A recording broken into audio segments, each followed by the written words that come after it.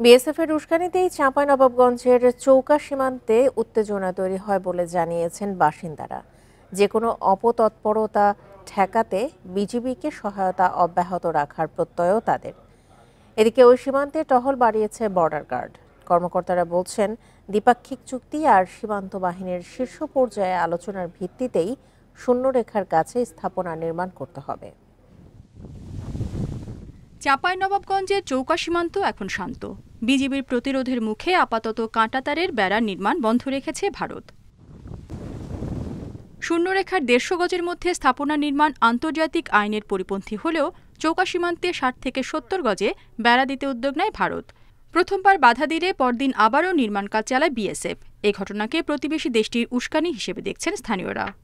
আসলে এটা আন্তর্জাতিক বিধি মোতাবেক যদি সঠিক হতো তাহলে আমাদের বিজিবি কখনো বাধা দিত না। আমার মনে হয়েছে যে এটা উস্কানি দিচ্ছে, কেউ উস্কানি দেওয়ার মূলেই চালাচ্ছে এখানে।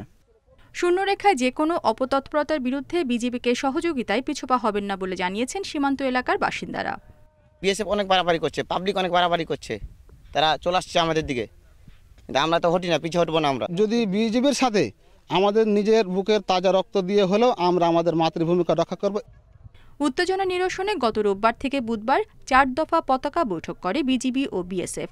বিজিবির ব্যাটালিয়ন অধিনায়ক জানান, শূন্যরেখার আশেপাশে স্থাপনা করতে হবে দ্বিপাক্ষিক চুক্তি আর দুই বাহিনীর শীর্ষ পর্যায়ের আলোচনার মাধ্যমে। সম্মত হয়েছি এখানে ঊর্ধ্বতন কর্তৃপক্ষের বিজিবি হেডকোয়ার্টার এবং বিএসএফ হেডকোয়ার্টারের চিঠি বা এগ্রিমেন্ট ছাড়া কোনো ধরনের কনস্ট্রাকশন এখানে কোনো কাজ করবে না। আমরা অন্যান্য সময় যেভাবে সীমান্ত নিরাপত্তা রেখেছি, এই বর্তমান পরিস্থিতিতেও আমাদের সীমান্ত নিরাপদ থাকবে। শিবগঞ্জের এই সীমান্তে টহল জোরদার করেছে বিজিবি। তাদের লোকবল সংকট নেই বলেও জানিয়েছেন কর্মকর্তারা। Independent news.